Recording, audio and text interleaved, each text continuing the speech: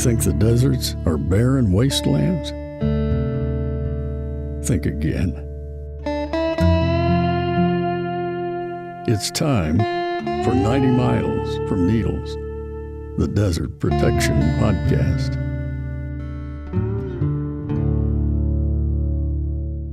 Thank you, Joe, and welcome to another episode of 90 Miles from Needles, the Desert Protection Podcast. I'm your host, Chris Clarke, and today I'm thinking back about 30 years to, I'm pretty sure it was 1990, and I was driving my ancient Volkswagen pickup truck, which was even then at least 30 years old, toward Organ Pipe Cactus National Monument. I was going through a small town at night, and a couple of local police pulled me over. They informed me that my taillights were not working. In fact, the lights were working as designed. Like I said, it was an old truck. Instead of the normal 12-volt electrical system that we're all used to, this one, built in 1960, had a 6-volt system. And what that means in real-world terms is that the brightest those taillights ever got was sort of a warm candlelight. So after asking the police if it was okay if I got out of the truck, I walked to the back of the truck and cupped my hands over the lights to show the officers that the lights were, in fact, glowing as they were supposed to, looking for all the world like faint embers in a dying campfire. Those officers were evidently car guys, and so they were kindly disposed toward me. And they just suggested that I stop driving until morning for my own safety. Now, there was a motel a quarter mile up the road, and so I stayed there until the sun came up. I will confess that I slept inside my sleeping bag on top of the unbothered bedspread because the place was just faintly sketchy. And that was my first encounter with Gila Bend, Arizona. Gila Bend is a town southwest of Phoenix, Arizona. It's home to just under 2,000 residents. In fact, there is an elaborately designed sign at the town's off-ramp from Interstate 8 that reads, quote, Gila Bend, Arizona, home of 1,917 friendly people and 5 old crabs. The sign goes on to list the aforementioned old crabs by name. And I can't help but suspect those 5 people insisted they be named as a point of pride. I certainly would have. Now, Gila Bend is a bit weather-beaten. That motel where I stayed back 3 decades ago burned down in 2021, which, on the bright side, ended a string of 1-star Yelp reviews. The rest of the town is still standing, and you can tell there's not a lot of money walking around in Gila Bend. But the people who live there, in my experience, are as friendly as that sign claims. Gila Bend is named for a large, sweeping curve in the course of the Gila River near town. The Gila River rises in the Black Mountains in New Mexico, hard up against the Continental Divide, and ends up flowing into the Colorado River near Yuma, Arizona. And now that I think of it, flowing might not always be precisely the right word. The Gila has been dammed and diverted like most southwestern streams of its size, but before the advent of the dams, things were different on the Gila. The river and its tributaries drain a huge portion of the state of Arizona from Flagstaff to Tucson, and bits of both New Mexico and Sonora.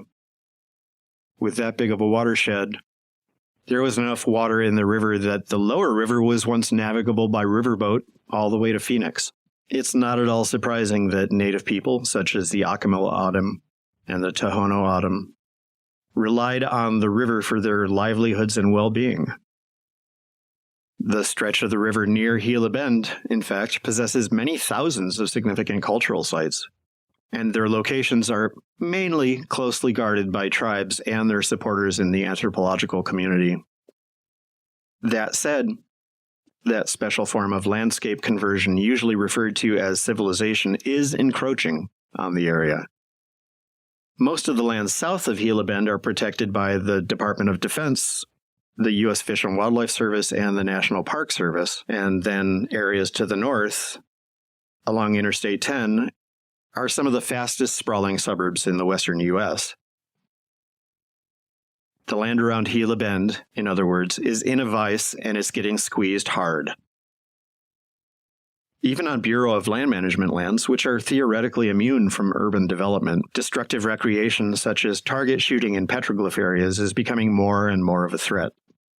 For the last few years, people who care about the natural and cultural resources near Gila Bend have advocated that the area be protected more strongly. And lately, a coalition of groups has been urging the Biden administration to establish the Great Bend of the Gila National Monument, which would protect around 330,000 acres of the landscape. And I wanted to learn more about this campaign and the land that it would protect. And that's how I ended up in early February, clambering unsteadily across a rough tumble of angular lava boulders west of town. I was with two advocates of the new monument, and we'll let them introduce themselves. But first, I'll just note quickly that you will hear loud jets flying overhead at a couple of points as we talk. And ordinarily, I would have asked people to stop talking until the jet passed or asked them to repeat themselves when the noise had died down. But those jets are important to the story, and we will explain that shortly. My name is Skylar Begay. I'm Dene, and I'm also Mandan and Hidatsa. I was born on the Navajo Nation and grew up there, and then moved to Flagstaff as a teenager and graduated high school there, and then made my way down to Phoenix to go to ASU, and then eventually ended up in Tucson, where I live now. So I've kind of been migrating south over the years. But I used to work for the Arizona Conservation Corps for many years. It was my first job, and growing up on the Navajo Nation, I was just always outside because there's not much to do out there aside from herd sheep and go climb on the rocks, and then when it gets dark you come home. So that was kind of my childhood. So I just loved being outside all the time. And I learned a lot of skills that are useful in conservation because of that, as far as using chainsaws and other hand tools and knowing how to carry myself in the outdoors and what to look out for, things like that. So I was just very comfortable in that space. So I joined the Corps and then eventually started leading crews of my own. At the time, Arizona Conservation Corps started what's called Ancestral Lands. Ancestral Lands is now its own conservation corps, but back then it was just some crews run out of the Flagstaff office. And so that was comprised of all indigenous youth. So I started learning about other tribes, started learning how to sort of be responsible for a crew of 8 people and a Ford Expedition and a gear trailer. It amazes me now thinking back, like they put this 20-year-old in charge of 8 people and that much gear. So I did that for basically my whole undergrad at ASU. I would go study in the fall and spring, then go out to Grand Canyon to lead crews in the summer, and got my experience in conservation from that. I graduated and became a field assistant for Archaeology Southwest. I lived out here for about 4 months. We would camp out here for 4 days and do survey and find sites, document sites. So that was kind of my crash course in archaeology. And then I got an email from Aaron one day saying, Arc Southwest has a fellowship program, and I think you should apply. And so I did. And then that's how I became involved again with the Respect Great Bend campaign and trying to protect Great Bend of the Gila. So I've been at it now for just over 3 years. My name is Mike Quigley. I'm the Arizona State Director for the Wilderness Society. I grew up in the Mid-Atlantic, Delaware and Philadelphia, which didn't have a lot of access to vast open spaces or native wildlife or that sort of thing. You know, the birds and the squirrels in the backyard of our subdivision. That was my wildlife experience growing up. And I happened to be a double major in school. I was a biology major and then an English lit major as well. And I've always enjoyed both sides of that, the liberal arts side as well as the hard science side of just learning about the world. And I ended up moving to Tucson in the late 1990s, fell in love with the Sonoran Desert. I still remember one of the first couple times I'd be driving to work in the morning and I'd look up and see sunlight glinting off something on top of some mountain pretty far away. And I'd look it up and I'm like, oh, that's like 100 miles from here. And just that idea that one could see 100 miles was really cool. I was working in the private sector here, and then in my spare time trying to educate myself about this new place that I'd moved to. So I was going to Sierra Club meetings, I was doing birding trips with Tucson Audubon Society and checking out books and volunteering at the Arizona Sonoran Desert Museum. I would look around at these beautiful desert spaces on a hike or a bird trip, and then someone would mention the copper mine that was proposed to go in on the other side of the ridge, or the development that was proposed to take this parcel of land and convert it. And hearing those sorts of things, it wasn't the type of thing I just brushed out of my mind. It would stick with me after the hike or the bird trip, and I'd start thinking about, well, I don't know if I particularly agree that that's the best thing that can happen. You know, how can I help with the effort to conserve what I like about where I've moved and where I live? And so over time, I found myself trying to incorporate learning about the natural world, learning about the politics of how we care for public lands. Like when I realized the Forest Service was in the Department of Agriculture, I was older and shocked. And then I realized, like, oh, right, because timber as a crop. So that kind of awakening and realization and education was happening at the same time that I was getting pretty burned out on living a cubicle lifestyle 9-to-5 job. And then an opportunity presented itself with a local environmental group here in Tucson called Sky Island Alliance.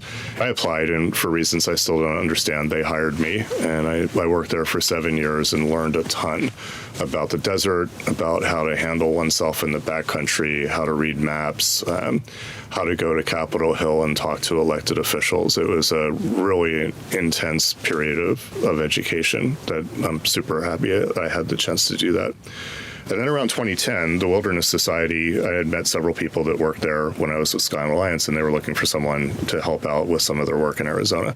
And so I was fortunate enough to make the transition and start working for the Wilderness Society at that point in time, which ironically was on a campaign in this very landscape that back then was called Sonoran Desert Heritage. And we had been making a lot of really good progress on that. We had a lot of good support. And then for, political reasons, it didn't happen, and it got put on the shelf for a while. But I don't like to give up on stuff, so it was always in the back of my head. One of these days, we're going to have to go back and finish that unfinished business. And so a couple years later, I guess about 3 years ago when you were joining Archaeology Southwest, I went to talk to Archaeology Southwest because we knew they were active in the area. They'd been a previous partner of ours on Sonoran Desert Heritage.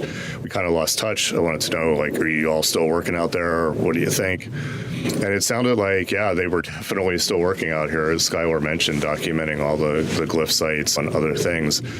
So we started to think maybe we take another run at conserving this part of Arizona, and that became the genesis of the current Great Bend of the Gila National Monument effort. Now, this is as good a point as any to talk about the nature of national monuments and how they're created. National monuments are often confused with national parks, and with good reason. They are pretty similar.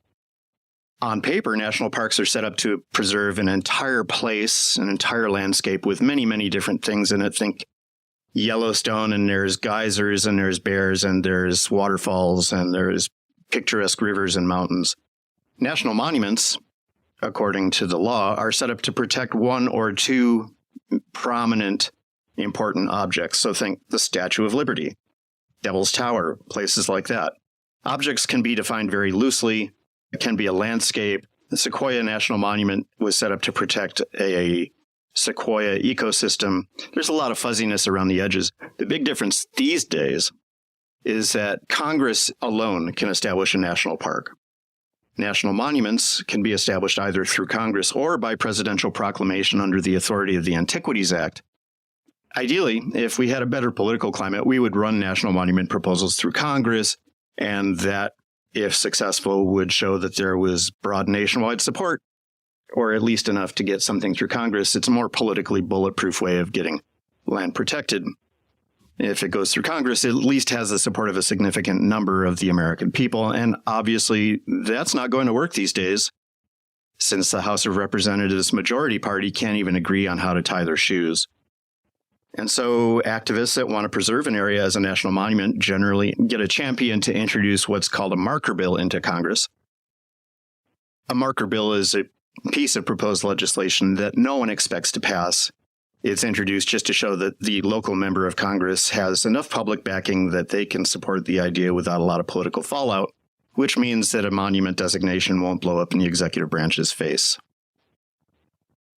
Once that marker bill is introduced, the president can designate the area as a national monument through the Antiquities Act. I've worked on several different monument proposals, and these days they're pretty much all the same process. You got to build the public support, you enlist a champion in Congress, and then you go through the Antiquities Act to get it designated.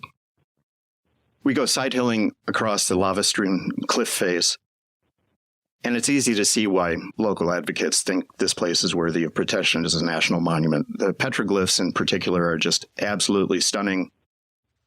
I follow Skylar and Mike into a little protected area with an extremely large rock face covered with rock images. What are we looking at here, Skylar? This is a pretty large panel. Has a lot of different age glyphs. Over time, the igneous rock develops what was referred to as a patina. Some people call it desert varnish. Basically a black accumulation that grows on the rocks over time. But you can see where the rock is cracked off in places. You can see the natural color of the igneous is that kind of dull gray, and then it becomes black over time.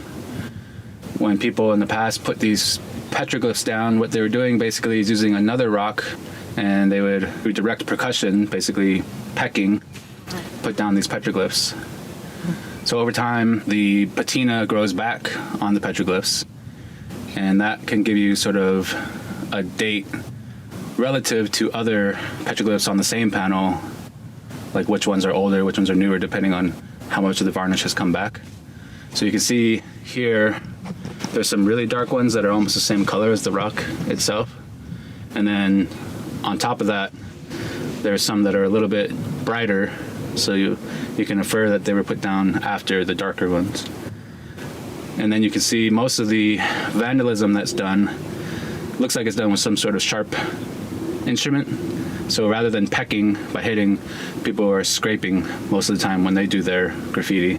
And you can kind of see that in the stroke of their lines. So when you see some of the size of some of these glyphs and the quality of the glyph, how much they've removed from the rock, just to make like a circle or something the size of your hand would take 15, 30 minutes, maybe more. So when you see some of these glyphs that are 6 feet tall and 6 feet wide, you wonder how much time somebody put into putting it down. We kind of refrain from using the term rock art nowadays. Most people are moving towards rock imagery. But when I've spoken with other people from tribes, they say, this is like, it's not art, it's more like a library of information. Because there are knowledge holders who know what these things mean, how to interpret them. But I never personally try to interpret them because I don't have that knowledge. So even if you see something that looks like a bighorn sheep, without the context of the culture, you could just be totally misinterpreting it. And some of them, they're more abstract designs, circles and lines and things like that. What we've done studying them and documenting them is just to get a baseline of the quality and the state of them, so that when we see vandalism in the future, we can have a good idea of what's taking place out here. Just a quick note. It's understandable when we're talking about rock images that may be centuries or, in fact, millennia or tens of millennia old, that we would speak about the creators of those images in the past tense. That's appropriate. But speaking about Native people in the past tense in general is a bad habit that a lot of us have that we need to break.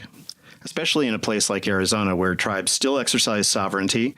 They still have cultural continuity. They still have thriving governments and people that those governments at least theoretically take care of. And those tribes enjoy, that's not the right word, but let's go with it. They enjoy legal status as sovereign nations equivalent to that of the United States.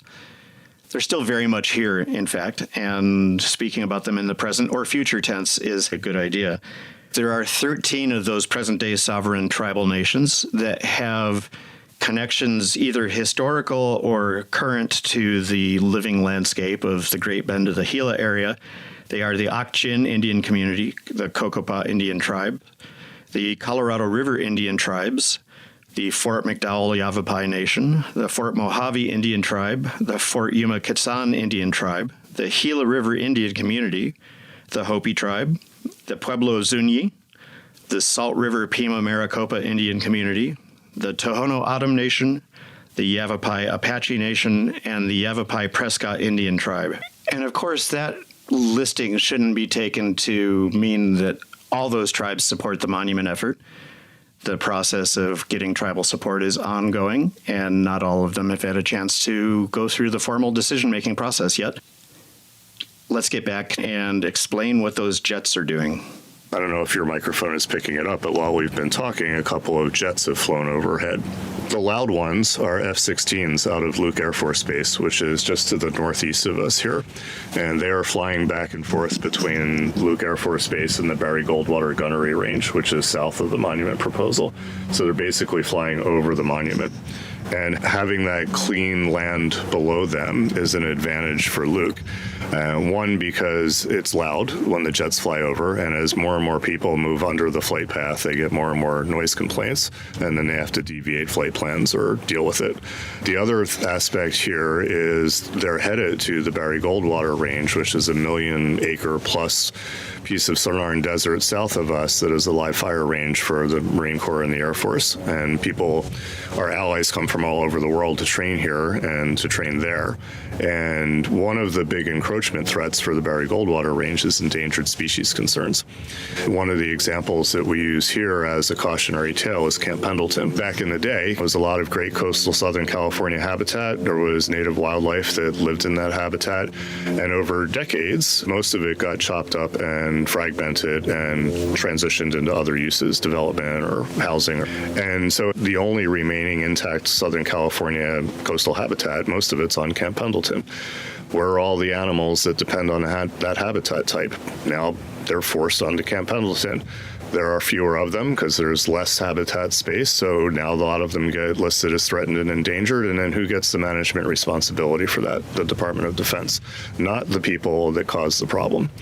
So we're looking at the Goldwater Range here, and the big charismatic animal species in this part of the world that's probably most at risk is the Sonoran pronghorn. At one point in the 1990s, the number of individual Sonoran pronghorn animals in the United States and southern Arizona, you could probably count them on the fingers of both hands. There's a larger population south of the border in Mexico, but in the United States, it was grim. And the U.S. Fish and Wildlife Service, the Department of Defense, and the Arizona Game and Fish Department started a captive breeding program on the Cabeza Prieta National Wildlife Refuge. When the captive breeding program started to become successful, they've been releasing animals into the wild, and that population has rebounded. So now I believe there are a few hundred Sonoran pronghorn in the wild in southern Arizona. It's a great success conservation story in the Great Bend of the Gila. If this gets developed or disposed or turned into other uses where it's no longer suitable for Sonoran Desert pronghorn, that's a loss of their native habitat. And so if they come to depend on the native habitat of the Barry Goldwater Range, that's a potential Camp Pendleton problem waiting to happen. So we're looking at this landscape, besides the cultural values that are here and the historical values that are here and the wildlife values that are here, we're looking at preserving the same habitat type in the Great Bend of the Gila immediately across the interstate from Barry Goldwater as effectively a no-cost conservation easement for the Department of Defense. The Cabeza Prieta captive breeding program was so successful that they opened a second captive breeding program on the Kofa Refuge, which is immediately adjacent to us us to our west. And Sonoran pronghorn are notorious for being skittish about crossing roads. And Interstate 8 is between Cofa and Cabeza Prieta. The Cofa breeding pen, doing releases of animals into the wild too for a number of years, is creating a second population of Sonoran pronghorn north of Interstate 8. And this area of the Great Bend of the Gila is their type of property. And I'm pretty sure they're already moving into here. And if they're not, as that herd gets larger, this is certainly an area that can support Sonoran pronghorn, and that would be one of its best uses. I was wondering, Chris, about your thoughts on just doing this little walk here and the hike. I'm just so glad to have a chance to see this. To be in the presence of reminders like this, that there are people that have known this place far better than I ever will, and that they've been here living with the desert and helping to shape the desert before it was even a desert. I've just seen so many pieces of land get protected with intense tribal input and activism, especially in the last few years. I happened to come out last year. Vice President Harris, Secretaries Holland and Granholm were out for the 10 West Link transmission line groundbreaking, which is on the north side of Saddle Mountain. The whole deal is it's supposed to be taking solar energy from Arizona to California. I was there for the groundbreaking because when 10 West Link was being planned, the Wilderness Society was pretty heavily engaged in trying to steer it away from the Cofa National Wildlife Refuge and other sensitive lands and find a routing that wouldn't be too damaging. And we prevailed with the project proponent. And in fact, the line, as approved and as it's being built, does avoid Cofa, follows Interstate 10. So we got invited to the groundbreaking, which was a super fun thing to do. But while I was standing there watching the podium and the vice president, over her shoulder is Saddle Mountain.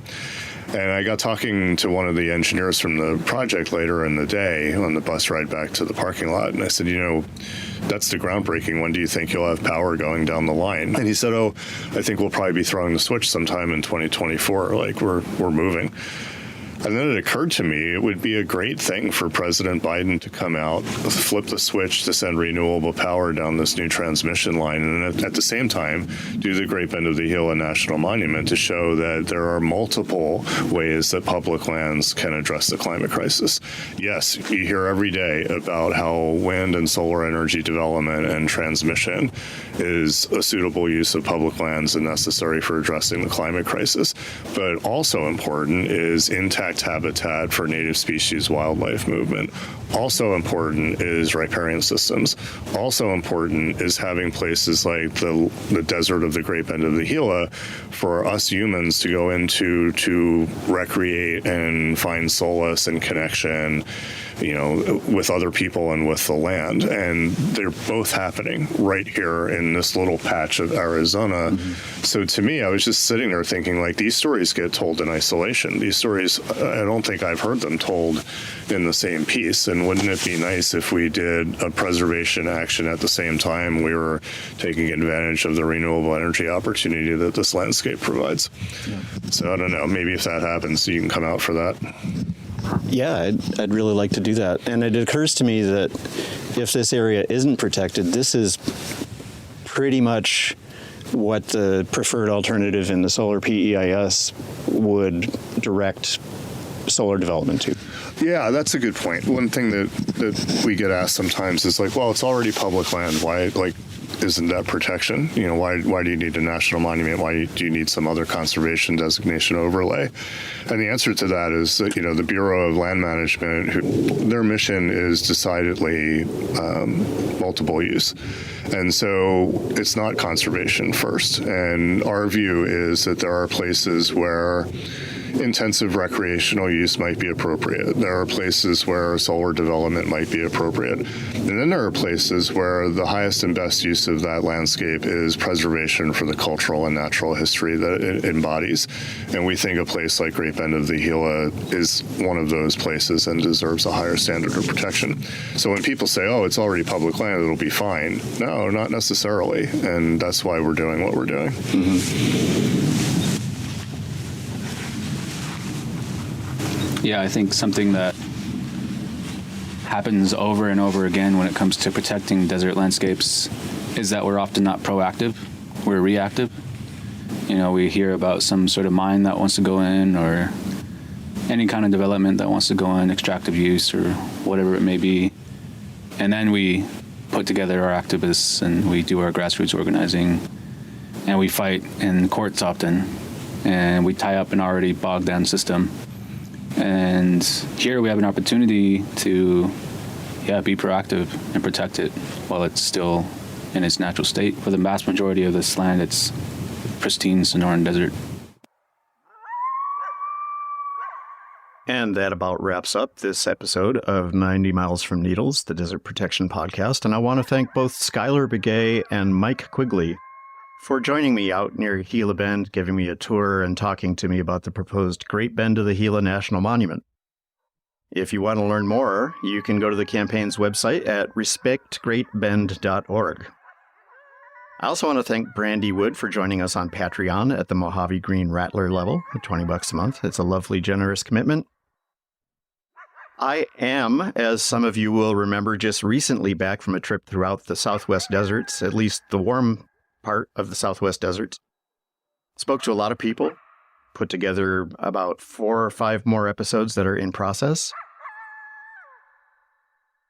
And I have to say, I emerged from this trip newly charged up to report on and advocate for these desert lands. Witnessing the beauty and fragility of the desert ecosystems, as different as they are, ignited a renewed commitment within me. I did a lot of sightseeing, but it's not just about observing. What I want to do is advocate on their behalf. These deserts, with their unique challenges, deserve our attention and protection. Traveling across them, you see how the different kinds of desert are related, how they differ, just how one grades into the other. You see the commonalities, you see the differences, and that's true of both the natural landscape and the people. I am, after this trip, even more committed to building this podcast and the Desert Advocacy Media Network, and you can help. In fact, I won't be able to do it without your help. If you go to 90milesfromneedles.com/donate, you can give through Patreon, which will get you a little bit of swag, or you can give through GiveButter, where we get all of the donations that you make. Thank you for checking it out. I'd also like to thank Joe Jeffrey, as usual, our voiceover guy. I'd like to thank Martine Mancha for our podcast artwork. Our theme song, Moody Western, is by Brightside Studio. And in weeks to come, you'll hear episodes on border politics, on the attempt to push an interstate highway through protected land near Tucson, on a small organization doing exciting and inspiring land preservation work in the Chihuahuan Desert near El Paso, Texas, and Juarez, Mexico, and any number of other places that are worth defending. We are very excited about the next few weeks. Thanks for listening. We will see you at the next watering hole.